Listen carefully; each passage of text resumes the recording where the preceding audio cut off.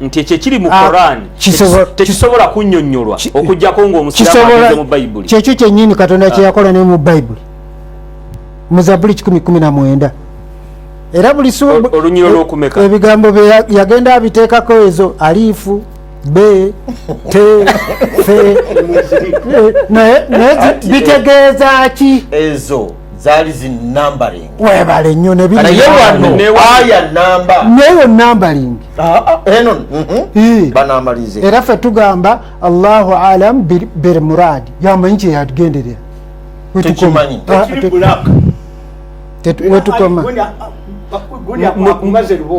atya alif Katonda yamanyi mu kusirisa ennyukuta ezo tozimanyi ye yamanyi kati nyingi nnyo mu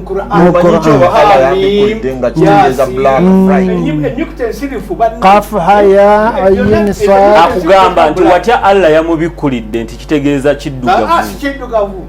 kati kumanyi kitegeeza Okay, makolo munno abadde yatulema nga toliiwo wano kuba gwomumanyi gwe mukola ki gwe mubeera naye mutegeeragana mukolagana ndoza kokomyewo anaatereera ku luno sebo Sheikh Zisabusolo makolo wuyo yakomye ndozo nakakana makolo ujobulidde babuzeeko bannange nsanyusa balaba mwenye abadde bamisiba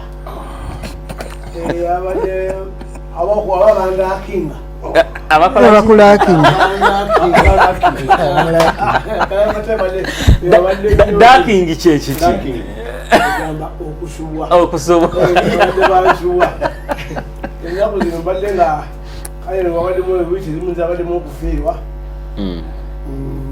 nina okuziika ate ku kyalo waliwo omukulu Matovu yafa tugenda muzika baali lwa Sande yali mutaka ku kyalo ate nga yajjawo abaana yatuzaalira abaana abawala n'abalenzi ku kyalo era beeyagala ne beeyagala ate bazaalira abaana abawala ku kyalo awakitiibwa abamukoddomi kale twamufiirwa tugenda tumuziika Katonda amuwe ekiwummulo ebyamusobako byonna ate Katonda mbadde muwanga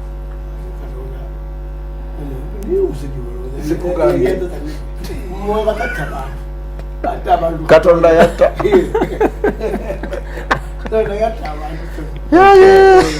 akati mbuuziza nnyo ku bantu bano Salongo Magulu Ajibulu kulika ekisiibo Muhammadi bakulika kikulike mugambe webale kusiiba Muhammadi webale kusiiba koja wange nedama yogere ekituufu ano tebakubuzabuza bali batumira kyekyafe nedda bali batumira tumuwabuddemu Katonda nedda ono makola ategeera bali batumira babadde balwanagana nakyo ekisiibo bukake sigamati weyagalira balwanye bw'oyingira mu nyumba n'olya ani akulaba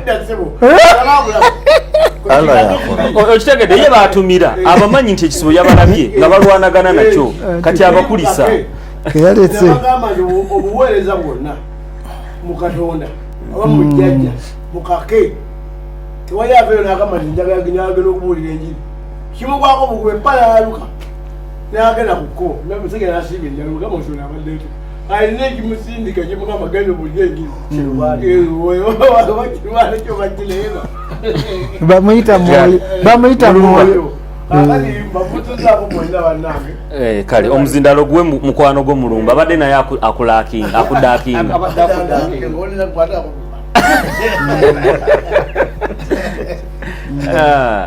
bassebo ne banyabo abatuwuliriza ku Impact Radio ate nga otunize Dream TV ne BTV nkulamusizaako nnyo ddala akawungezi k'olunaku lwaleero mu linnya lya Mukama ffe Yesu akubuuzaako ye Isa Mulumba Cyrus omulokole era nkukulisaayo gwe abaddeyo naawe atasobodde kutuukayo olw'embeera ezeetali zimu naawe okwasa Katonda abantu bano mbaagaliza puroguramu eno kubatambulira obulungi Mwami Haruna mugalulaawo ezirobwe kuva mu Victory Church mu town y'ezirobwe manyi nti kwoli otuwuliriza totusubwa awamu ne mwami Mark tumukunde oyo naye ali awo zirobwe akola mu banka awo naye munnaye abeererako ddala mu programu ne mwenna abatusanga gye mutusanga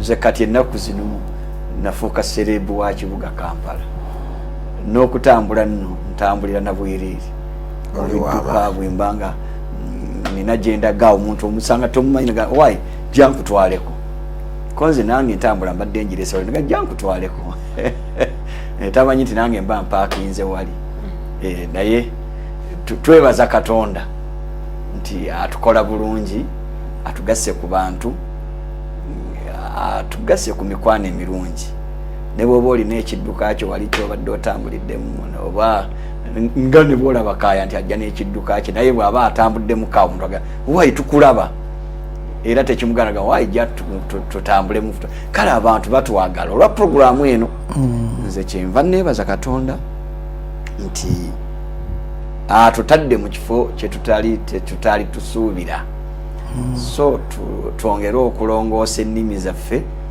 kubeera ne leero tubadde tuyiga ku lulimi wano mu church ku Victory nga dokita atuwa samuni y'olulimi tuyize nnyo olulimi kikulu nnyo lukugatta ku bantu wali tosuubira ate era olulimi lwe lumu luyinza okwawula ku bantu Katonda bwe yali akugasseeko so nga totegedde dukozesa so tufuge olulimi wano mu programu era tuwaŋŋane ebitiibwa nga bwe tubeera wano Katonda abampeera omukisa mwenna abatulaba n'abatuwuliriza programu yaffe eno nze nga bwe ndaba.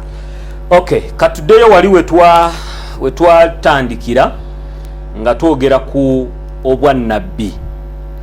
Ebintu byali bibiri ebyatuwugula nga twagala nabyo tubijje mu kkubo.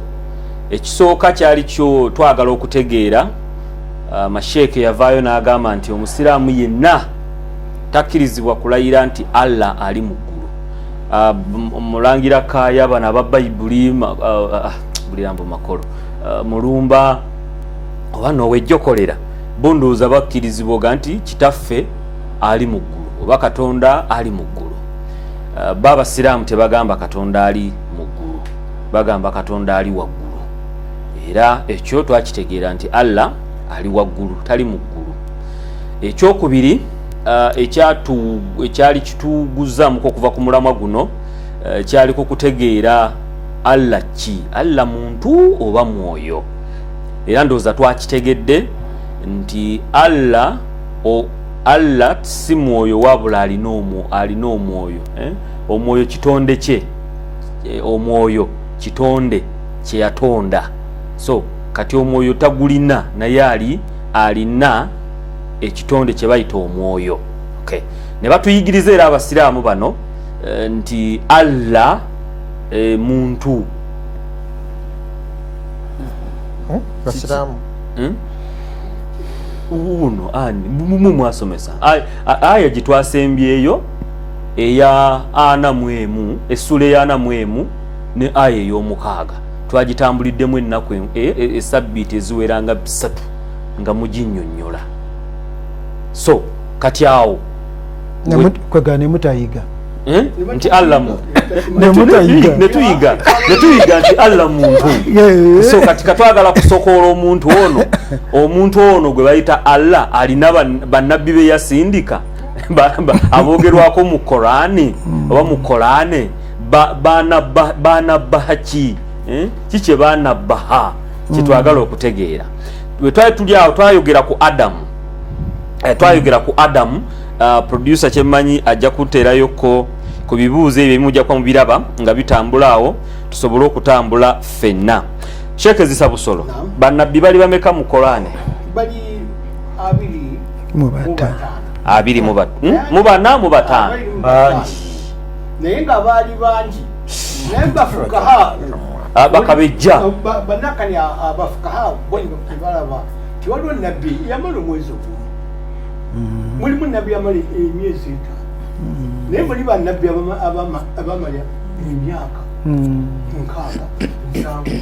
n'ekinaana nga kyali nabbi naye kati bannabbi ab'emyaka emitonotono ab'ennaku entonotono bafuka hao tebakola ki tebakola ki abo tebagira kubanga abala olwajjanga mu bantu babatumye tinze nabi bagandi tema kutemya ko tikanda kikogera kantunga fu ate gempola kana boyire ba olwakola ki akatumye basibonyo oyibata watumye ngabo batabusi awati kuba batugumba era nenuhu bamugaba tujja otwabikomye tujja kufulira mu kyalo kyaffe kubanga nabbi yatumwanga mu lulimi lw'ekyalo kye n'ekibiina kye mwe yatumirwanga nabbi yatumibwanga wa mu lulimi olw'ekyalo kye mwayogerera Adamu yatumibwa mu kyalo ki kakati Adamu ye ku nsi kuno kuba nabbi naye ku nsi kuno ebyalo byonna byonna byali tebinnaba kubaawo nga nabbi yekka Adamu eri yonna nga talejerere nabisolo byere so mu bufunze Adamu wanjawulo kubali abalala Adamu ye awal ye yasookera ddala nga ava mu ttiini mu ttaka muli era awo tetujagenda kaifa hulika Adamu ngeri ki yatondebwamu Sayyidina Adamu alayhi salatu wassalam kakati katumulabe bulabi wano nga tuga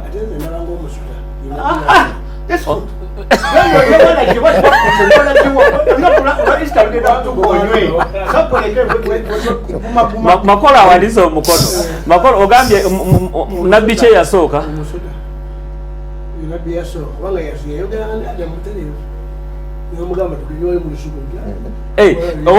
nabbi Adamu yalemerera okukola obunnabbi omusota gwe ne gujja ne gumukolako obunnabbi sabo erimu y'omutamiivu nga bwagikoze eki bwagibasomedde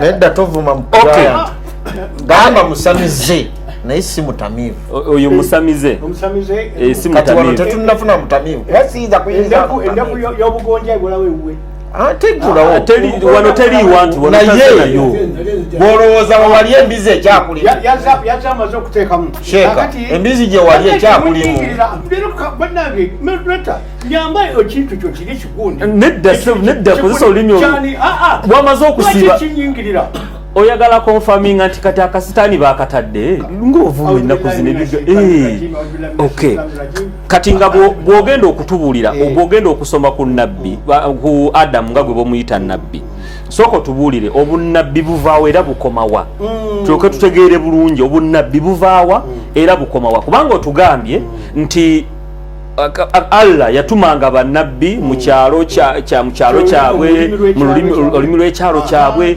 nkubuuza kati Adamu ono ye bamutuma mu kyalo ki era baali boogera lulimi ki kakati Adamu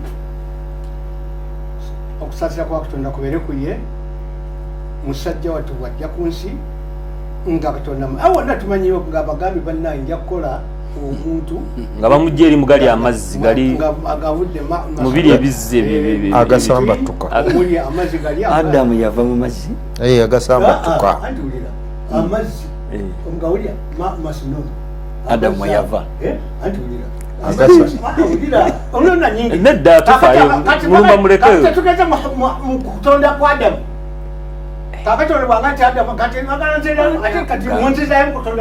nedda togendayo nnyo sheeke jangu muveeko somesa eddakiika zo ziggwako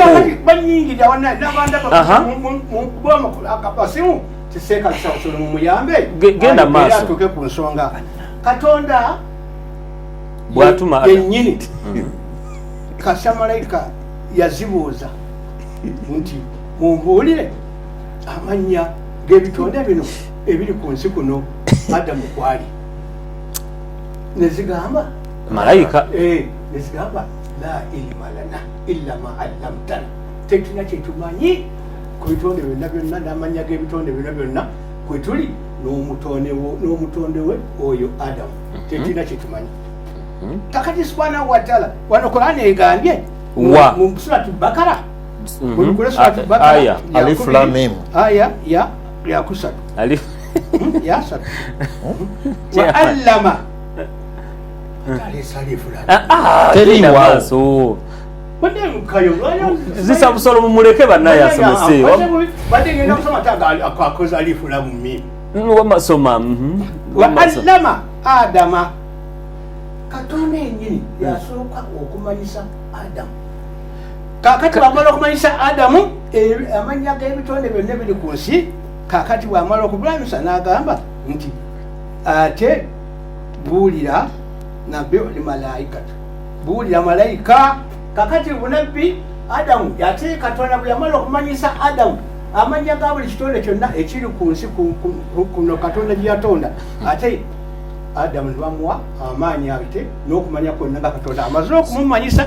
Okusinziira ku Quran asmaa kullaha summa aradahum ala malaikati zisabusolo fakala anbiuni biasma'i. Okusinziira ku Allah okumanyisa kye kimu n'okunabbaha. Kakati okumanyisa okwo najja nakubuulira Adamu n'amanya. Kakati nabbi omwalamu oba waliwo annabiyu awo nubuwati, nabbi n'obunabbi. Kakati eno ffe mu Luganda kubanga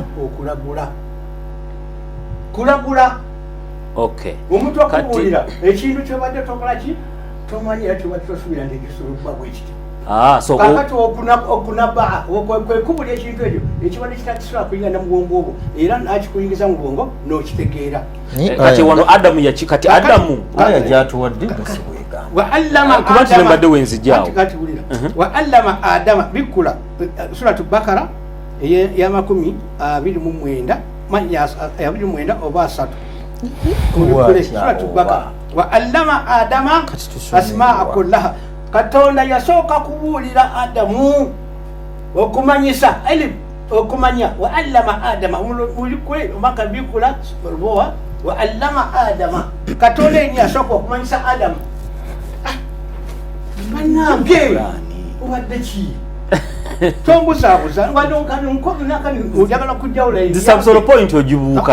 Wa allama Adama asmaa kullaha, ntusome omukirabye kati tuyambe buyambi asatu gye tuba tusoma yagamba ezaffe nedda muleke 29 oba 3 chairman nsomera mbikuleerwa Adama essula ya 2 aya ya kumeka ya 29 oba 3 essula ya 2 era jjukira Katonda wo we yagambira bamalayika nti mazima nze nja kussa ku nsi omusigire, ne bamugamba nti onossa omu oyo eyayonooneramu era onossaamu oyo anayonooneramu era ayiwe omusaayi, ate nga ffe tukutendereza n'ebitendo byo ne tukwawula nga tugulumiza erinnya lyo ettukuvu.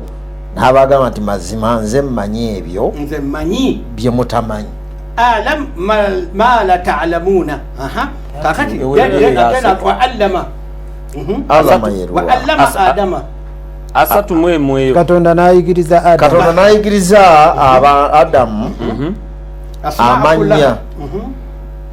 amannya g'ebintu byonna, bwe yamala n'aganjulira abamalayika n'abagamba nti mutegeeze amannya ebyo bye muba ab'amazima. kati obwo bwe bunnabbi tusome paka wa paka kuyasa n'abagamba nti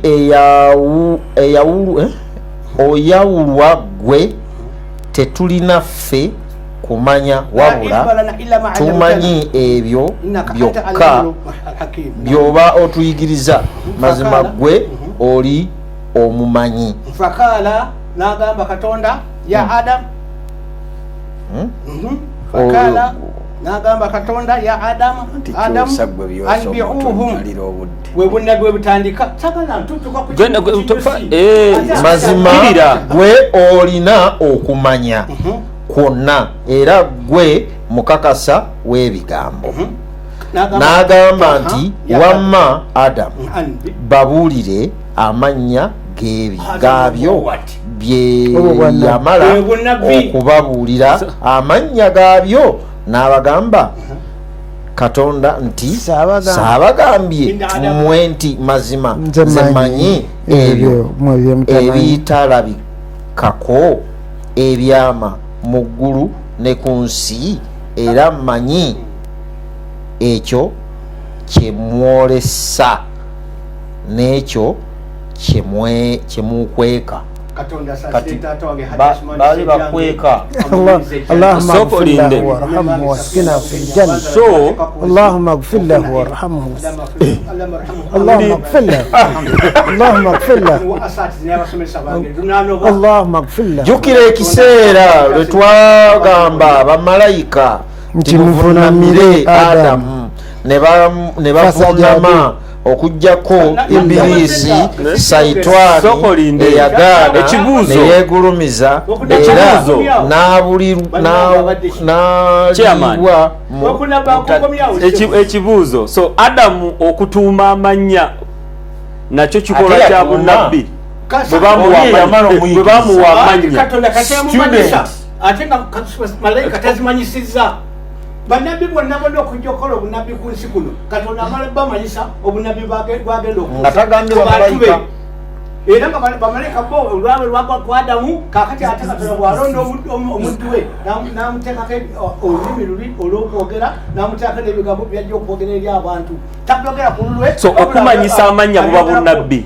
Okumanyisa amanya buba bunnabbi. malayika zaali zikimanyi. Buba bunnabbi. Baali bakimanyi. Kati awo obulaguzi buli ludda wa? Obulaguzi kasita omuntu akulira ekyo batusuubira kibadde tomanyi.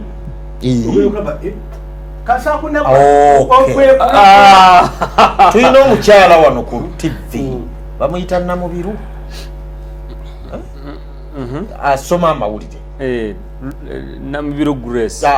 Kati bw'asoma ebibadde mu Bulaaya ebibaddewa abaafuuse nnabbi kubanze mba sibimanyi. Ebyo ebikuŋŋaanyizibwa ku mpewo n'emikutu gy'amawulire nga bwe bw'oli munnamawulire ebitebwa bunnabbi kiba amawulire Gibuliru yaleeta ki? ate Gibuliru wano ogirabyewo ku nabbi Adamu. Amawulire n'obunnabbi sooka oyawula ekyo bwokireese sooka oyawula ekyo yawula obunnabbi n'amawulire yawula. Kati amawulire tugende mpola temumpakanya kubanga tujja tulimba ati muwulire bannange Seydina Musa alayhi salaatu wassalaam bwe yalaba omuliro nga guli mu kisaka gwaka n'agamba bano bannange ti musooke amanakane magana gaffe tugayimirizeemu wano namwe musigale wano ngende eri omuliro guli oba n'abaleeterayo amawulire kiri munakani mu Qur'an amawulire musaka Seydina Musa yagala n'asaka amawulire agali mu kinakani kiri ekyaka omuliro n'agamba oba n'abagirayo amawulire kakati bannamawulire musaka amawulire munsi yonna ku mikutu gyammwe ne mujyamulisoma ku katugende wa Haji zisa Busola atugamba musiraamu munno nti kasita bakumanyisa kyotomanyi obwo bwe bunnabbi. Adamu bwe bamumanyisa amanya olwokubanga abaatega bamanyi olunaafuuka nabbi. Audhu billahi minash shaitani rrajim. Bismillahi rrahmani rrahim. Ekireeta omuntu okuyitibwa nabbi kwe kuba nti Katonda amugambye ayawule amwawule. Simanyi oba kitegeerekese. Katonda ayawulwe nti teri kisinzibwa mu biriwo byonna okujjako Katonda yekka. Kasita ekyo betugamba betuba twejjukanya Adamu ekyo yakyogera kawulira tiyakyogera khalas tawhidi. Yes, atawhidi. Era kyekiri mu bwino wano atawhidi kiki tawhidi okwawula Katonda. Kasita Katonda atuma omuntu yenna nti bagambe ti nze nzekka nze nteekwa okusinzibwa tewali kirala kiteekwa kusinzibwa omuntu oyo aleese tawhidi eyo aba nabbi. Kati Allah nga ya kasamulagira amufujjako Sheikh Ibrahimu yajja mu Uganda n'aleeta tawhidi naye nabbi Katonda ye yamutuma yali alimu yali mumanyi tobuuza bitajja Katonda kasita akufujjako eddusu n'akutuma nti genda abantu obagambe titeri kisinzibwa mbiriwo byonna okujjako Katonda nze kati nze bwenkola tawhidi si bannabbi ati wano temweyita bannabbi bameka wano ekyo kirala ate tulina ne bannabbi kakandi nabo bannabbi abo beeyita naye oli so bano obanga agamba nti abali mu Korani bokka Allah beyawa obubaka Katonda beyawa obubaka be bannabbi bokka Katonda bwe yali atunyonnyola ku nsonga y'abannabbi yali annyonnyola abaana ba Isirayiri n'abagamba nti nasindika bannabbi bangi Kamala naye abamu saaba bababuulira abamu nabababuulirako kati tosobola kugenda ng'osunsulamu omuntu yenna aleese message okuva ewa Allah subhanahu wa ta'ala nga ya tawhidi ekitegeeza okwawula Katonda oyo aba nabbi. Okay, ndowoozaamu bwe nti ekintu kino okukitegeera obulungi ebintu biringa bibiri.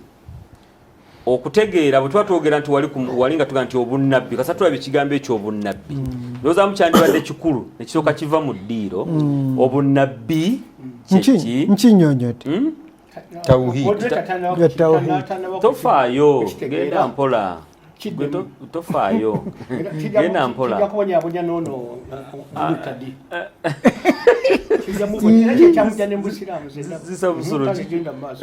bwe tumala okutegeera obunnabbi kyeki tetuli ku nnabbi yaani ndi ku kintu kirala nnyo obunnabbi kyeki siri kubuuza nnabbi yaani ekyokubiri biki ebikola obunnabbi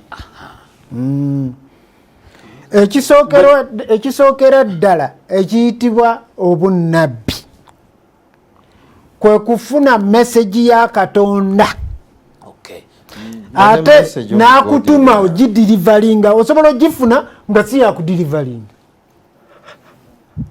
osobola okufuna meseji ya Katonda naye nga talina gyakutumye ng'ayagadde ensonga yo yakola ku ggwe wekka oba n'abantu abalala naga ndi genda okole kino bwoti tusomako muno mu Qur'ani mu surati Taha nga Katonda Musa yamubuuza nti oyinayo omuntu gw'oyagala okusinga nze n'amugamba gyali genda ku lubalama lw'ennyanja emyufu ojja musanga omusajja wange naye omusajja oyo yali nabbi wa Katonda ng'era amutuma n'akola emirimu gye naye nga tabuulira naye tebereza bye yakola Musa bye yalabako byewuunyisa n'asanga mwana omutono amutemako omutwe ate nga talina gwabuulidde talina gwanyega n'atambula makubo ge ekyo tolaba nti kyewuunyisa naye ng'akola mulimu gwani gwa Katonda. Kale kampumulemu kati ninkomewo tereze essaawa 11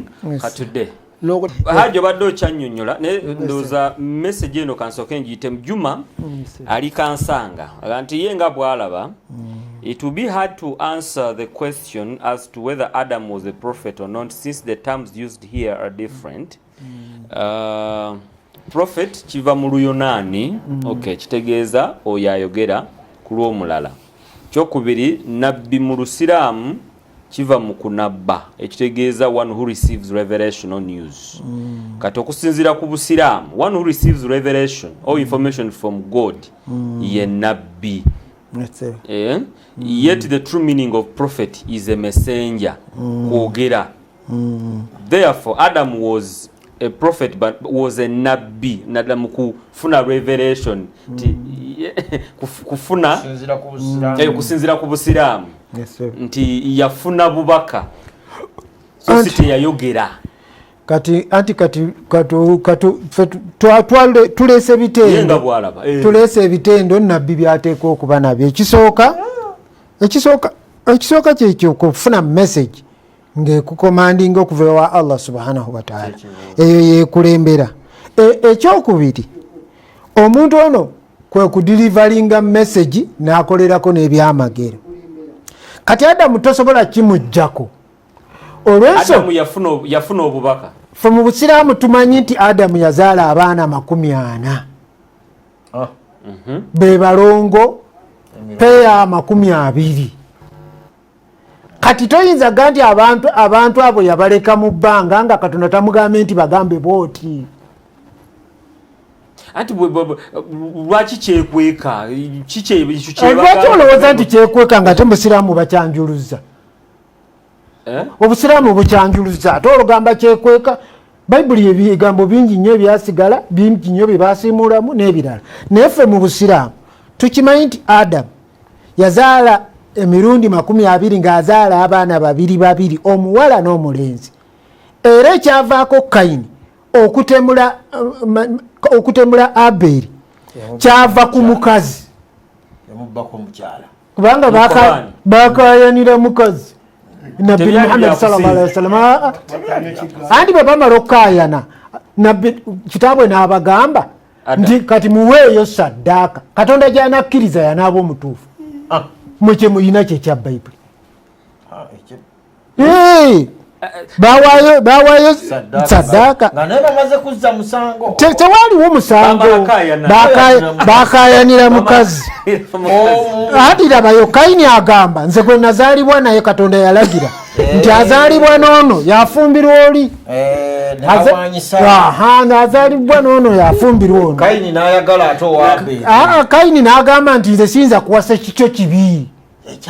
Kayini yenga yagala mulungi. Uwe yali mulungi. Lwaki tumulaba? Mukazi mubi naawe. Gye bali naawe. Gwabakwetega bonna obatwala. Mu Busiraamu baatugamba nti omukazi kikyamu okwesiimula emabega nga azza mu maaso. Omukazi atekwa kusiimula nga azza kubanga ajja kwonooneka akyume. Kati bwe tuba twogera Obusiraamu twogera sinagyonoona nekyo bakiyiza abadde batakimanyi. Abakyala basiimula muzamaaso kya Busiraamu. Omukyala asiimula nga azza mu maaso oleeta buzibu. Naye ojja kuwunya empitamu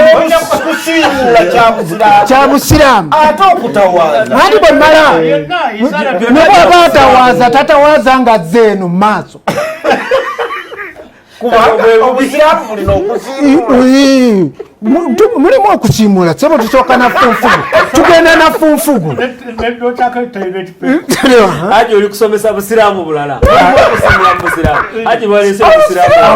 Abasiraamu bampadde ekirabo ne bansiima kitegeeza nsomesa bituufu. Nsomesa Busiraamu. Oyinza okuba oleetawo bituuka byolaba nti bituufu. Omutuufu yabagamba mbuzi kati abongeddeko obukyafu. Naye bwe tokimanyi nti gye bali abakyala ab'engeri eyo. Olabira obubi kati bali Kayini ne Aberi bakayana. Bwe bakayana yali asiimula nga zaawa. Ate ono agamba waliyo omukazi omubi ne mubuulira omukazi omubi bw'afaanana ne bw'aba si mubi wano mu maaso asobola okuba omubi mu ngeri endala. Owulidde? Kati Kayini bw'agamba nti nze nteekwa kuwasa wange ne bakayagana, kitaabwe n'abagamba kati muweeyo saddaaka eri Mukama Katonda gy'anakkiriza y'anaaba omutuufu. Kwe kukwata esaddaaka ne baziwaayo, eya Aberi ne bagikkiriza, eya Kayini ne bagigaana. Kati bwe bagigaana ono n'agamba nti sirinaawo kintaasa okuggyako ono mujjawo. Era sooka olinde ssebo. Era ebyawandiikibwa bigamba nti bw'amala okutta muganda we namungona namulaga ngeri gye bamuziika namuziika yafuuka nabbi naye namuziika kati bwamuziika n'agenda mu nsi zeeyo n'awasa. Era ekibuuzo kyajjako wano ne batubuuza nti yawasaawa awataali bantu naye yawasaaba babiri oli obadde wa muganda we n'owuwe bombi yabawasa beyagenda nabo naye kati sebo ekinyonyi kino kinnamuŋoona ekyayigiriza Kayini okuziika ani yakiwa message kyagamba kitya nti Katonda antumye anti mbuuzizza singa kakyayogera nti Katonda antumye kiba kinnabbi kati so bw'oyogera nti Katonda akutumye ne tukakasa kubanga tuteekwa okukakasa otya nti nze ayogedde nze huwa mulanzi nti Katonda antumye tugamba kola wakatiisa oli kwe kama embuzi ne bamanya nti kyova olaba oli yatemamu omwezi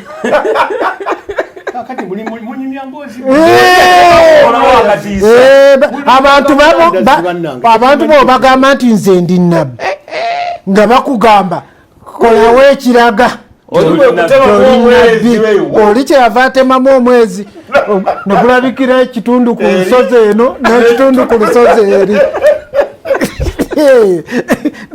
oba nabbi bwe ne bunywera kale abasiraamu bakyakkiriza era bakinywererako nti Adamu nabbi. Bano aba Bayibuli bagamba Adamu si nabbi. Mulumba lwaki? Dakiika zizo neyanziza sebo neyanzege tulina okugumikiriza bannaffe betubeera nabo wano abamu kubanga tuli enzikiriza ez'enjawulo wano mu studio ate nga tuwulirizibwa abantu ababeera ebweru ate nga banzikiriza era za njawulo. Naye mu kino sooka okubasaba mmwe abawuliriza abaffe nti omuntu newankubadde nga si wanzikirizayo naye bw'ayogera ekituufu kyolaba nti kituufu mukkiririzeemu ate nekyayigiriza okikkirize. Newankubadde nga omuntu wanzikirizayo naawe omutwe teguli ku poloti ya neighbor weetegeerera osobola okutegeera nti ekyo era abadde anfera alimbye. Kaakati ekisookera ddala nabbi n'obunnabbi waliwo prophet ne wabeera ne prophecy. Kye bayita obunnabbi kirina amakulu gaakyo ffene waffe mu Bayibuli. Obunnabbi kitegeeza ebigambo bya Katonda byawa omuntu mu bantu ng'ali omu n'abimubikkulira yekka agenda abitegeeza abantu ng'ebigambo ebyo tebinnabikkulirwa muntu mulala kubitegeerako okubimanya. Kye twaliise nti bye bigambo ebikusifu oba ebikusike ebitategeerebwa bantu balala aba bulijjo. Mu bantu Katonda n'alondamu omuntu n'abimulaga n'abimwolesa n'abimubikkulira nga byebuziba nga birimu n'amakulu amalala ate nga bw'aba abyogera agereesa oba ageraageranyiza ku bintu abantu bye balako bulijjo naye nga birimu amakulu amalala bwe bayita obunnabbi. Ekyokulabirako ekitabo Bayibuli kye kitabo kyokka mu bitabo bye nnaakasomako ekirimu obunnabbi. Qur'ani teriimu bunnabbi. Nkiddamu Bayibuli kye kitabo kyokka ekirimu obunnabbi kubanga kye kitabo ekirina ebigambo ebyogera nga birina amakulu ameekusifu agatali ga bulijjo nga bw'olowooza. Ekyokulabirako obunnabbi Bayibuli eyinza okwogera ku muti naye nga tetegeeza physical tree nga bweyogera omuti ate mu lulimi olw'obunnabbi etegeeza abantu. Bayibuli neeyogera ku mazzi oba ennyanja ng'olaba nnyanja naye amakulu agali mu mazzi amangi oba ennyanja ate ng'era kitegeeza abantu abangi mu bunnabbi. Bayibuli neeyogera ku mayembe horns nga bw'owulira Bayibuli egambye amayembe kati makolo gwe tutudde naye wano n'akuba enkyaka alina engalo naga nti olaba Bayibuli erimu okusamira erimu amayembe naye ng'amayembe tetegeeza ga musabo. Amayembe bwegamba horns ate ng'etegeeza obuyinza n'obwakabaka obwo bonna bitonyingirira si buli twogera ku ekyo nti oyingirire omuntu tutereze programu eno ebeeremu order. Yes. So ekyo kye bayita obunnabbi n'ebirala bingi. Sijja kusomesa kimu ku kimu byenjogedde kati nzizaayo ku Adamu. Kati Adamu mugamba ewaffe ekyo kye mbadde ntandikiddeko okunyonyola obunnabbi. Kati Adamu talina kye bayite ewaffe mu Bayibuli bunnabbi kubanga obunnabbi buba ebigambo byennyonnyodde ate Katonda n'abiwa omuntu n'ambeera nabbi. Kati nabbi akola obunnabbi abeera muntu. Nabbi ewaffe naye kandeeta ebigambo bino kuba byenjogedde byonna nina ennyiriri. Bw'osoma Samwiri ekisooka essula 9 liri olw'omwenda nabbi kyokka ng'obunabbi tubunnyonnyodde kirina amakulu. Adamu mu Bayibuli waffe kyatayina. Ekisooka essula 9 n'olunyiriri lujja kuba lwa 9. Bayibuli esomesa bweti nti edda mu Isirayiri omuntu bwe yagendanga okubuuza Katonda n'ayogera bw'ati nti jangu tugende eri omulabi kubanga oyo ayitibwa nabbi kaakano baamuyitanga mulabi edda. Kati ewaffe mu Bayibuli Adamu talina prophecy be ya prophesizinga ebiri mu maaso nga prophesizingira abantu because Adamu ye yaliwo yekka. Kati Adamu bw'abeerawo yekka mu Bayibuli situlina kyeyakola kyeya prophesizinga nga kya mu maaso ne kituukirira nga Adamu yakiranga mpulira yatuuma mannya. Kati ate ewaffe nabbi ng'anaakola obunabbi tabukola ku malayika. Nabbi obunabbi bwe anabba ku bantu. Malayika gy'emyoyo egiweereza ate abantu. Kati ate Adamu obunabbi bw'ate yabukola ku bamalayika nga tewali bantu. Oyo tabeera nabbi ewaffe mu Bayibuli. Ekyo nenkimala. Bayibuli webanga eyogera etandika okututegeeza bannabbi be baakola. Peetero ekisooka essuula ejja kuba emu olunyiriri olwa 19:2 lugamba bwe luti nga tunoonyereza nabbi n'obunnabbi bwe bakola. Adamu ewaffe tumugjeemu mu Bayibuli si nabbi.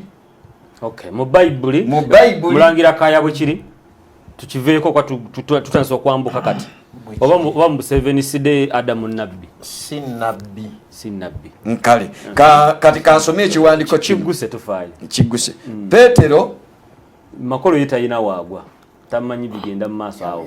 Peetero ekyokubiri yawanisa omukono mala Peetero ezemalirize makolo omuku omujja kwogera bino si byakwesooka omweggusa ensonga ye. Ewaffe mu Bayibuli bwe tuba tutegeera obunnabbi n'ennabbi Bayibuli bweti bwesomesa. Peetero ekyokubiri essula 2 ekyokubiri essula 1 olunyiriri olw'19:21 era ekisinga obunywevu tulina ekigambo ky'abannabbi. Mukola bulungi okukiraba ekyo nga ettabaaza eyakira mu kifo ky'ekizikiza okutuusa obudde bwe bulikya emunyeenye ekeesa obudde n'eyaka mu mitima gyammwe nga mumaze okutegeera kino nti buli kigambo eky'abannabbi ekyawandiikibwa tekitegeeza kukoma kw'oyo yekka kubanga siwali kigambo ky'abannabbi ekyali kireeteddwa mu kwagala kw'abantu naye abantu bannabbi baayogeranga ebyava eri Katonda nga bakwatiddwa omwoyo omutukuvu. Naawe tulinayoko olunyiriri nga Adamu yalikoko omwoyo omutukuvu mu Bayibuli tekyaliyo. Kaakati ekiddako ebyo baayogeranga byawandiikibwa. Tulinayo ko mu Bayibuli Adamu bye yayogerako n'ebiwandiikibwa. Adamu n'agamba bw'ati yatoma manyi ne waffe Bayibuli nejjira ddala Adamu okubanga yali nabbi teyali. Kati tutandika okulaba bannabbi mu bikola byatume atulaga. Kansoma olunyiri luno essula ya 3 bikola byatume essula 3 ntandikidde ku lunyiriri lujja kubalwa 19 ewaawo oyinza okutandikira ku lw'13 naye nze olw'19 nja kulusoma mu ngeri efaanako bwetu. Agamba bw'ati kale mwenenye mukyuke ebibi byammwe bisangulibwe ebiro eby'okuwummuzibwamu mu maaso ga Katonda bituuke naye atume Kristo eyabaawulirwa edda ye Yesu eyagwanyizibwa okutwalibwa mu ggulu okutuusa mu biro eby'okulongoosezaamu byonna. Katonda be yayogereranga mu kamwa k'abannabbi be abatukuvu abaaliwo okuva ku luberyeberye. Naawe ntandise okunnyonnyola bannabbi ba Bayibuli nti ewaffe gwe tukakasanga nnabbi kitumukakasizaako yadde yaliwo okuva ku luberyeberye nga Bayibuli weegambye. Bye yayogera byali birina gwe bisongako nga bisonga ku Kristo yekka. Bannabbi bonna nsomerwa 2 olw'2 ne lugamba Musa yayogera nti mu bannabbi bagambye batandise Musa yagamba nti Mukama alibayimiriza nnabbi aliva mu baganda bamwe afaanana nganze oyo mumuwuliranga byonna byali bagamba. Shekabuze sura wosoma olulituuka buli mwoyo ogutaliwulira nnabbi oli gulizikirizibwa mu ggwanga. Weewaawo ne bannabbi bonna n'abo okuva ku Samwiri n'abo abaamuddirira bonna baayogeranga nga babuulira ebyo ebigenda okujja eby'ennaku zino. Bagambye Samwiri yaliwo mu byasa birala nga Kristo tannajja mu mubiri naye bye yayogera ng'akola obunabbi bwe bwali busonga ku Kristo. Ne bannabbi bonna paka ne kuba Musa. Wano wenzuulidde olunyiriri mu Peetero ekisooka nga mpunzika. Peetero ekisooka essula 1 nti bannabbi bonna profesaizi yaabwe okulagula kwabwe obunabbi bwabwe bwe bwakola bwali bulina gwe busongako nga butuufu nga busonga ku Kristo. Peetero ekisooka essula egenda kubeera 1 olunyiriri lwa 10 Bayibuli kyeva egamba bweti ebyobulokozi obwo bannabbi abaalagulanga ekisa ekyali kigenda okujja gye muli baanoonyanga nnyo ne beekennenyanga nga banoonya ebiro bwe biri oba bwe bifaanana omwoyo wa Kristo eyali mu bo. Kakati owulira bannabbi bonna baalimu omwoyo wa Kristo ne baprofesaizinga ebintu ne bituukirira. Siyinza kumenya omu ku omu. Isaaya emyaka nga 7 nga Kristo tannajja yagaa nti laba omwana atuzaaliddwa ffe. Okoze bulungi bulumba lwakuba ogenze eri otuddusiza emisinde. Adamu gwe nabadde ndiko nga bwe njagala tujje mu ddiiro so mwe mugambye sirikako Adamu mu aba Bayibuli mugamba si nnabbi. Makulu addo wanisa omukono ng'ogamba ekibuzo nange ng'amalayo bannabbi bali bameka mu Bayibuli? Bangi nakati weebali bangi nakati bachajja. Mbadde nga soko ni mu budde bwa makolo mbadde nga njagala kutangazaamu munafu omusabizi otangaaze Bayibuli si bulimbo wedda si bulimbo kubanga Bayibuli yasangawo obusamizi kyogamba ta Bayibuli yasangawo obusamizi genda maaso era Bayibuli bajjajja be baasooka era ne Ibulayimu singa gbomwogerako singa teyazaala bantu mwali nabbi we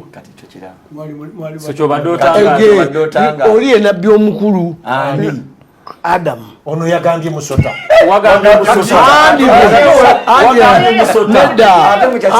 andi basobola kubeera aba makolo wagambye omusota ye nabbi kati Adamu ye nabbi omukulu Adamu oli bali musa abantu Adamu n'omusota ani yasooka nabbi yasooka kusinza byoyogera musota kwa Musa damu musota kwa Musa omusogo gwe gwasooka ne kugamba Adamu nti ekibala kiri kitegedde ne gumubulya ne mu Qur'ani kugambye nti nze nasooka okubeera wano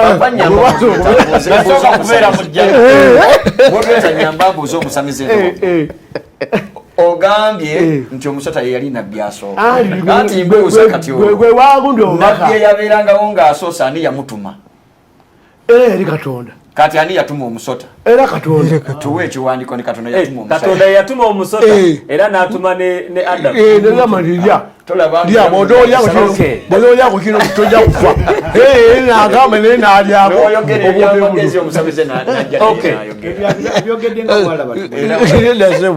byebituufu era kubanga omusota oyindeko omusota okumanya nga omusota kintu kikulu nnyo ne Musa bwe yazaayo abaana Abayisirayiri gwe gwakola ekyamagero ng'ani agotuma era Katonda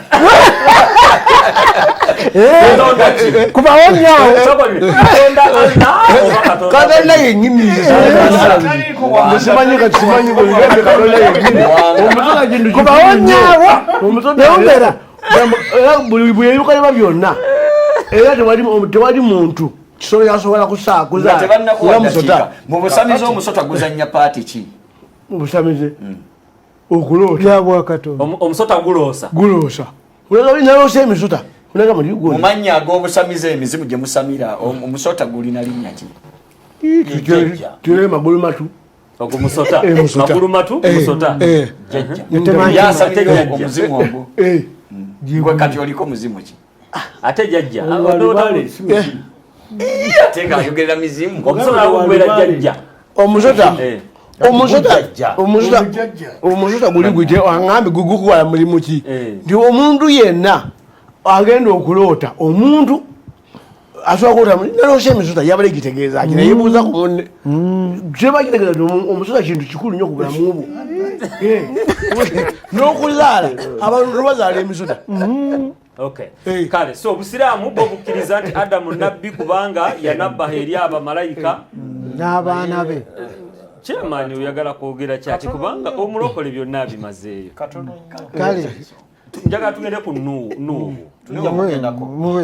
twagala tunyonyoke ku nsonga y'obunabbi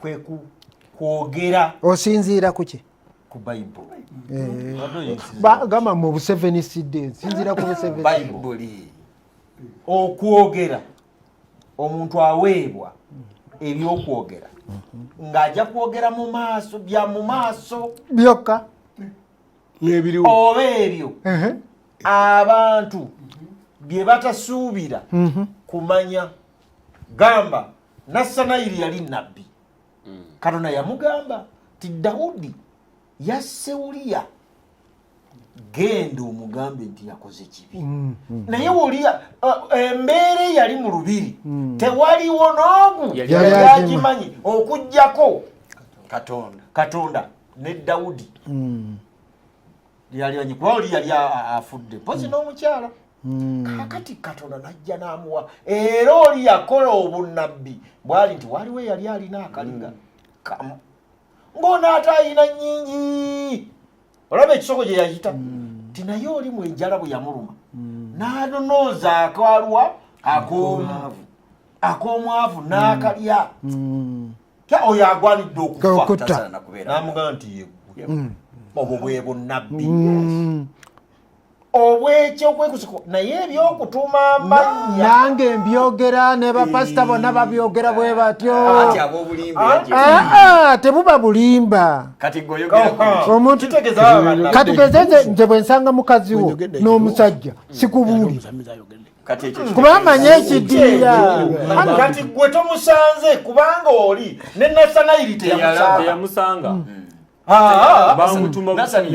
ye Katonda yatuma mutume nga kabanga yatuma mutume Muhammadi tukkiriza ffenna nti nno Katonda buli kye tukola kyonna akiraba nkituufu naye nze byesirabye Katonda ya asobola bikubikulira okubiisa mu mulala oyo gwe babiisizaamu okumbuulira ekyo kisoboka ng'ate bituufu kyekyo kisobokera ddala kati asobola okwogera ebyo mu maaso kituufu nakyo wakanya gwaki kaakati wakanya gwaki omusota tegwayogerako kya maaso gwamugamba nti bwolya kiri tojja kufa kati yafa ate yafa si mufu mulamu yafa adamu mulamu yayabula ekibirungi n'ekibyamuamba kwawula mulamu ani mulamu anti mulamu ku mwandu bonna ani mulamu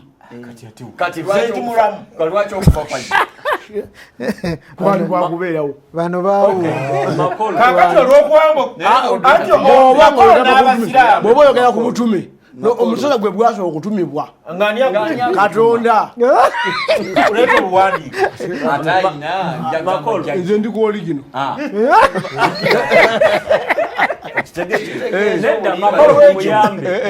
omusota ekigambo kyegwayogera abasomi ba bayibuli bajja kulaga nti wedde kyali kyayogerwa dda tegwayogera kipya gwakijjawo kakati kiriwe kiti baali babiri mu nsi kyoli kwogerako omusota gugenda okusanga omukazi mulumba akwata kikugambye gugenda okusanga omukazi mu lusuku olwedde omusota kyegugamba nti bw'onaalyako nti wamatolifa baagala kujjawo bulimba baalinga banyumyanga baali banyumya adamu n'omusota baali banyumyanga bw'oba okyatulemerako Katonda mu Bayibuli yagamba nti bwe mulirya mulifa ani yagamba ekyo Katonda omusota gwe gwajja gwagamba ki oba Katonda gwagamba abo no yajja kufa ani yakugamba kakati ekyali yabimugamba ani yakugamba negumugamba era ani yakugamba ekyo Katonda ate Katonda yagamba nti bwe mulirya kakati kambuuze gwe bwogenda mu ssabo ogamba ti kanyomonyomo bw'onyomera asula mu njuyo bwe ndikutta ndikwata wala naye watugambye wano nti ani atta era agenda okutta mwene Katonda akkiriza kati aganye lubaalewo okutta si yatta aganyire Katonda omusabize naawe omulaba nti Katonda yatta ate lubaale ate lubaale agaye nti bw'onyomera asula mu njuyo bwe ndikutta ye lubaale yeeyogedde katta ate gwe omugaanira si yatta oluyimba nyaluyimba lwakanisa oba lwasawo kugambye era akutta nduomusabize nga totufeera mbuzi kayalinda bw'oba totufeera wano mu studio olwo oluyimba bwe ndikutta kaya lwayimbye lwa kyaki oba lwasawo luyimba buyimba banywerako mwenge olaba omusabize abayambye tebayimba buyimbi ayogera bwogeri wabwe sikwakusa bulijjo abasamize be bakola buyimba luyimba ngobwanagenda mu ojja tulwaza ngobwanagenda mu kubanga tusesenseko olwaleero bayimbamu buyimbi bayimbamu tebibanojakulu nga bwogamba gwezozoyimba mu yesu zirina amakulu ani yali agenze mu ggulu ani yali agenze mu ggulu ani yali agenze mu ggulu yesu makolo abasamize obamazeemu amaanyi simanyi baani babbulu obamazeemu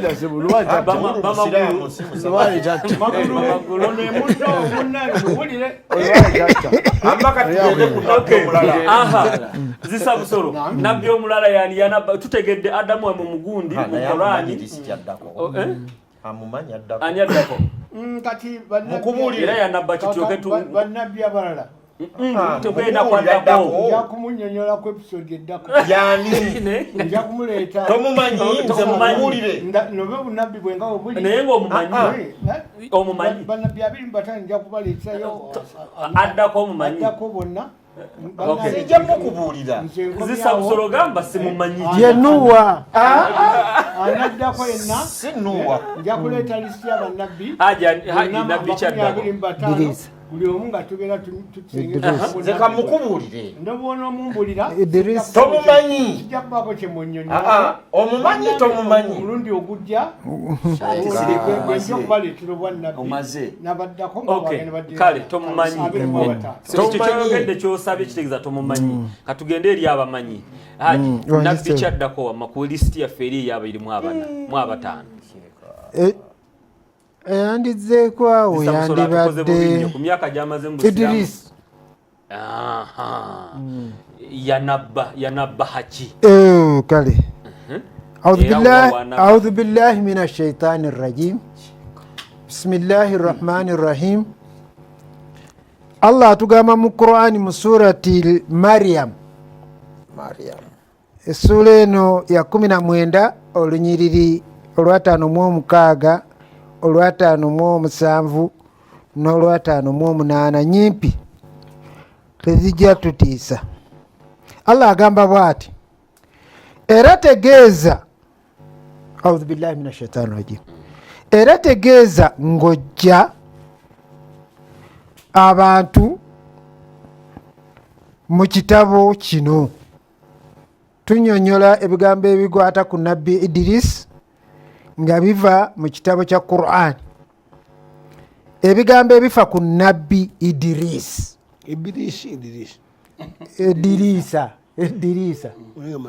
Idris mazima ye yali ow'amazima omuyitirivu nabbi.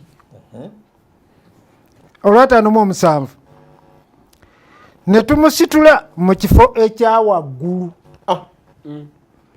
Katonda agambye n'amusitula mu kifo ekyawaggulu. Olw'58 abo bebo Katonda be yagabira ebyengera okuva mu bannabbi. nziriramu essula eyo ne aya producer agituteereyo wali ku screen osoma essula Mariyamu ya 19 aya ya 5:6 5:7 n'5:8 ndowooza etegerekese. Otugenze ku lw'5:8 abo bebo Katonda be yagabira ebyengera bye okuva mu bannabbi abava mu bazzukulu ba Adamu. Bwekiri sebo era okuva ne mu myoyo ne mu mwoyo yenna gwe twasitula mu lyato awamu ne Nuhu era n'abaava mu zadde lya Ibulayimu n'erya Isimayiri n'eya Isirayiri ya Yakobo n'okuva mu abo bwe twaluŋŋamya ne tubaawula bwe baabanga basomeddwa ebigambo bya Katonda omusaasizi nga bagwa wansi ne bavuunama era nga bakaaba. Ebigambo Katonda bw'aba ayogera ku nabbi ono amwogerako ekyo kyokka era ye yamanya engeri gye ya Katonda gye yamutumamu ebigambo bye ne gye yamutuma ne bye yakola. Katonda kwe kumutendereza mu Qur'ani entukuvu. Sebo awe nkoma ku nabbi oyo. Kati nawe bw'oba oyogedde nga bw'obisomye kati omuntu ategedde ki kati gwe bumenyamenya kyekikuleeta wano. Sebo nayogedde dda sirika anti gwe babiganye sirika haji yayogera anti gwe bakuwadde sirika sebo nayogedde dda nti omuntu ekimuyisa nabbi kwe kufuna message emulagirwa Allah subhanahu wa ta'ala n'amulagira ne gyagenda ogidirivalinga n'amukozesa n'ebyamagero. Kati Katonda ayagadde kwogera ku ddirisa ekyo kyokka kasita amala okumumensioninga nti yali nabbi wange ate nze mba nnoonya ki ddirisa mba mwagaza ki tyoba yanabba ki era bye yanabba Katonda abimanyi ye gye yamutuma. Teriyo Katonda be yatuma mu kibira nga bagenda kubuulira miti teriyo be yatuma mu nnyanja nga bagenda kwogera na nnyanja. Katonda yamanyi abantu gye batwala obunnabbi bwe. Sebo songerako. So okay. Gwe okoma okutegeera ku Nakulali wekoma mu nnyanja. Gwe bireke byawe. Tutawanya abantu byawe. mu maama w'ebitabo Eddirisa yani. Kubanga eri Adamu gyali n'eno gyali. Kati eno Yenoka. ye Enoka.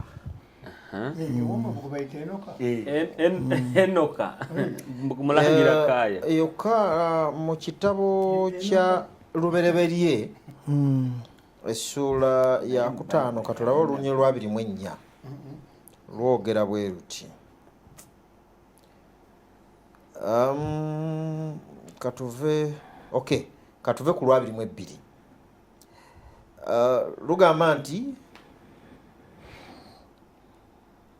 Enoka kale katuve ku lwa 2 Osomani Yokaana Lubereberye Enoka yamala emyaka 65 n'azaala Misuseera. Enoka n'atambulira wamu ne Katonda bwe yamala okuzaala Misuseera emyaka 3 n'azaala abaana ab'obulenzi n'ab'obuwala. Egyo giba mmeka? 365 nga omugobereza abaki mu Luwarabu baba no kibasinga okutegeera maamuma. Kati yali maamuma okumala emyaka 365 ennaku zonna eza Enoka ne ziba emyaka 365. Enoka n'atambulira wamu ne Katonda so n'atabeerawo kubanga Katonda yamutwala. Tewaliiwo bwannabbi bwe. Nasibulaba. Yali mugoberezi. Tewali. Okay. So Enoka tukitwale nti kale Enoka ono ba Eddirisa ku nsi yabeerako. Okujjako nga banjawulo. Nze kyenjagala omanya. Okay, tunaba kutegeera oba banjawulo basi banjawulo. So ketunulire kino. Bwe baba nga si banjawulo. Kati njagala ku bijja tutawanya nga tubiga senti yo mu banjawulo. Tofaayo mu nnyambi ensonga laki mwenna we muli wano. Bw'abanga Eddirisa ono oba Enoka yali ku nsi nga Katonda amulaba kati nfunye okutawanyizibwa mu mutwe omugoberezi ono kijja kitya Allah okumulabanga nnabbi ate mmwe Katonda mu Bayibuli n'etamulabanga nnabbi Katonda bayawuso ne Katonda banjawulo olwedde Allah kirala ne Katonda kirala. Katonda waffe wanjawulo ku Allah kyobulaba Allah ajabiikiriza ebintu. Yeah. Okujabiikiriza kibi nnyo. Era yatuleetedde waganye okwogera ky'olabira Mwami Moderator. Sirika Enoka waganye Moderator. Mumpe mu time. Anti gwe saka ewedeko time. Mwami Moderator. Omukono waggulu kyema. Nyamba Moderator. Mulumbo oyagala kwogera ki? Kaya yabadde akyagusa ensonga ye. Kaya agenda kugusa. Kyamani omuyingiridde. Akkiriza okumanya Allah ajabiikiriza ebintu nga tabimanyi. Naye okujabiikiriza nawe Mulumba kigambo kinene nnyo ekyo. Mulumba kasome ayo mulire. Kasome ayo. Anti sirikanze nsome ayo. Esura ya 37. Allah ngajabiikiriza. Yes. Aya ya 89. Anti nze nsoma aya. Zikiza kapesa. Moderator zikiriza tata. Soko lindeko. Nsoma aya. Mukwateko. Mutamivu. Soko lindeko. Zisabuso. Yego achafuma Katonda. Soko lindeta okay. Singa asoma aya nga Allah tali mukujabiikiriza. Ngenda kuwa obudde bwo bonna ojewo obulimba bwa Mulumba. Kati soma. Agamba bwati. Aya ya 83. Esura ya 37 suratu Safat. Mulire ebya Allah wanja sura 37 aya ya 87. Mazima n'abaliba mu kibiina kye ye Nuhu. Agambye ate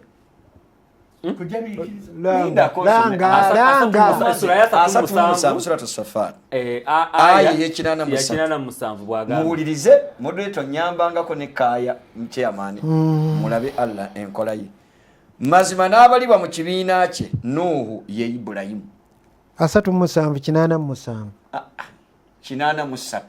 kati mwe mujja kunyamba obanga Bible ega nti Nuhu ye Ibrahim mazima n'abalibwa mu kibiina kye Nuhu ye Ibrahim olw'okubanga yali nabbi nga Nuhu kati Allah agamba nti Ibrahim ye Nuhu kati tayawula Ibrahim ku Nuhu kati bebamu Allah baba tajabikiriza kiki haji someyiyo sinaje nja kudda muwe musajja kasamaze okufuma sinze aya yiyo Allah byakola Qur'an etugamba la tasubul kafiruna neti fure twabavumye Allah baba Katonda wa Bible yamanyi Noah ya Ibrahim si Noah Ibrahim kati Allah agambye kati wami Kaaya tandikira kale mukomeoze nkyali wali sinaba waliwe nasimbudde nti bwe babanga Katonda ono gwe mugamba nti Katonda ng'asobola okulaba Enoka nga atali nabbi aye Katonda era n'alaba Enoka nga nabbi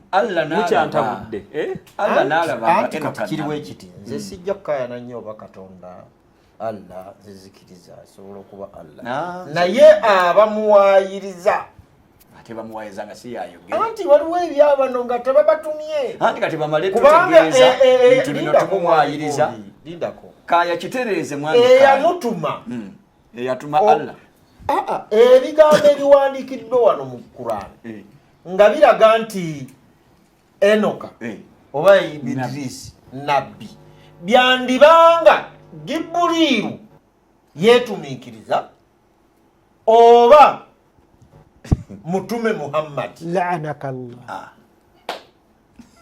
kubanga buli ayogera ku Jibuliru ekigambo ekibi tumukolimira nange kukolimira kolima sifuddeeyo ayogedde kwani ku Jibuliru anti Jibuliru si yaleeta bino nanti kale nekigamba nti mazima nti yabuza antuliriza ate Allah yagwayagala okubuuza sibuli nabbi Jibuliru yamuleeteranga obubaka anti kati bino Muhammad yabiwandiika oba Jibuliru Katonda byasize obubaka nga ne Jibuliru tamutumye ne Jibuliru otayinza kuŋŋamba nti kati zisa busolo ye mulumba nga Jibuliru ate yaleese message ng'ate message ereeteddwa ku Muhammad either alimbisa Kurani oba Jibuliru nze kyoyogera bwebanga source mwami Kaaya kyoyogera Jibuliru yatabulwa nnyo emirundi mingi mu kuleetera Muhammad obubaka kubanga lumu bwe yasanganga embwa ng'agitya n'addayo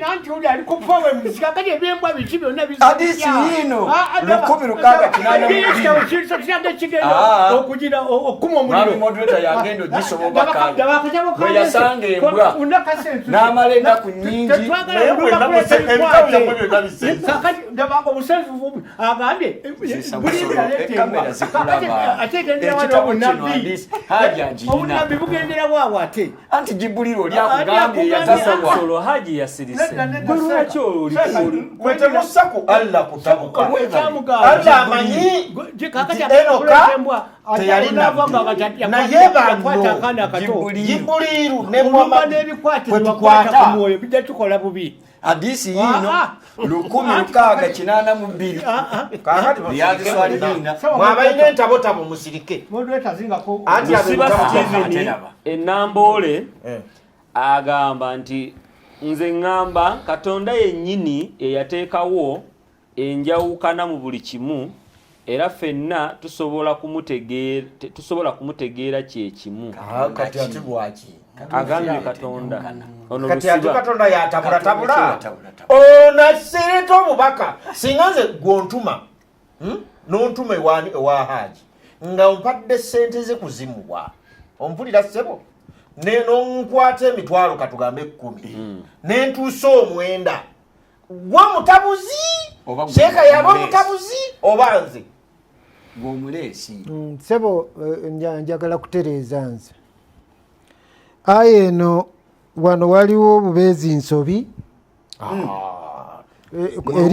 eri omuvunuzi anedda soma Oluwarabu haji kanti soma kalusome anze tebanfera kasome Oluwarabu lwa aya kasome kusomawo waliwo waawo kasamu some wa anna min shi'atihi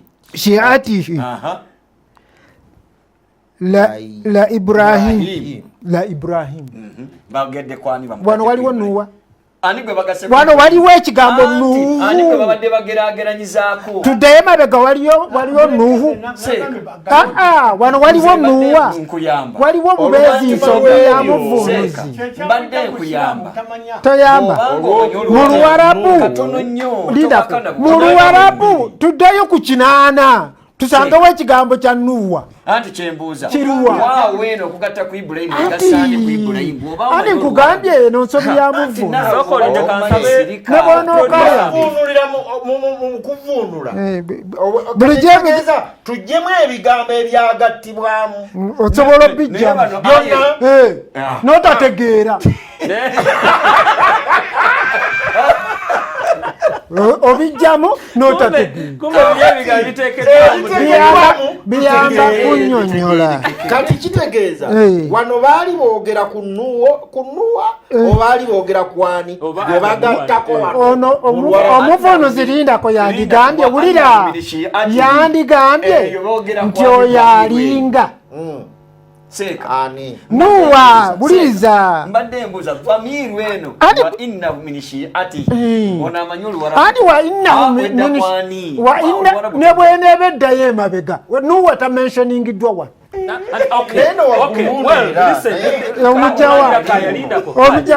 bwabanga Nuwa wali mu mabega wali tebamwogeddeeko kakati ekibuuzo kye babuuza oba kyetubuuza awo ani gwe boogera kani ogwe bagereesereza kwani kati gweteekawo ena gwotaddeyo tuwuliremu Muhammad muki mazima n'abalibwa mu kibiina kye kati Muhammad ye Ibulayimu ate wano Nuwa taliiwo ate bulira gy'alaze mu maaso anti tetunnaga nze nkugambye eno aya eriko ate ensobi teri walala eri ku kigambo kino ye anti soma kyandibaddeako emirembe gibe ku Nuhu webali nnyo mu bitonde byonna kiri olaba mwebozi teri ku Nuhu alesemeka Nuhu kale genda maaso kaya kati genda oli mazima ffe bwe tutyo bwe tusasula abalongoosa emirimu ne bakola ku lwaffe ddala yewa mubaddu baffe abakkiriza Nuwa gwe bayogerako oluvannyuma lw'okuwonya Nuhu ne tusaanyaawo oluvannyuma wano Qur'ani teyongeddeeko Nuhu oluvannyuma lw'okumuwonya bwe wandibadde onnyonnyola ne tusaanyaawo abalala abaagaana okukkiriza kati nakyo kiri mu bracket ekyo kikyewo genda mu maaso mazima n'abalibwa aliwo abalibwa Nuhu era mu kibiina kye Nuhu mu kibiina kya Ibulayimu ati kugambye ensobi Kurani erimu ensobi omuvunuzi wano mu Luwarabu olabawo ekigambo Nuwa kati Ibulayimu yaliwo kati ani aliwo Ibulayimu waali aye ekinana Nuwa n'abalibwa mu kibiina kya Ibulayimu bw'aba mwali bamugase kwani okuva waggulu anti gwabadde boogerako balyoke baleete Ibulayimu yali wamukkiriza nnyo eri Katonda okukira Nuwa kati Katonda kyava amugatta mu kibiina kino oyo omusajja wagatta mu kibiina kya Ibulayimu ate nga Ibrahimu muto ku Nuwa. Katonda asobola okuba nga yakola omwoyo gwe nga guli ku Adamu.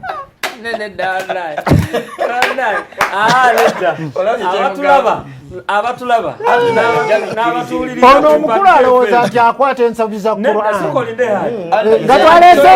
nga twaleese ensobi za Bayibuli ate osanga kubanga Qur'an egambye la raiba temuli kubuusabuusa sakoline mpule dokita kyaŋŋamba kubanga abanga Nuwa ne Ibulayimu ate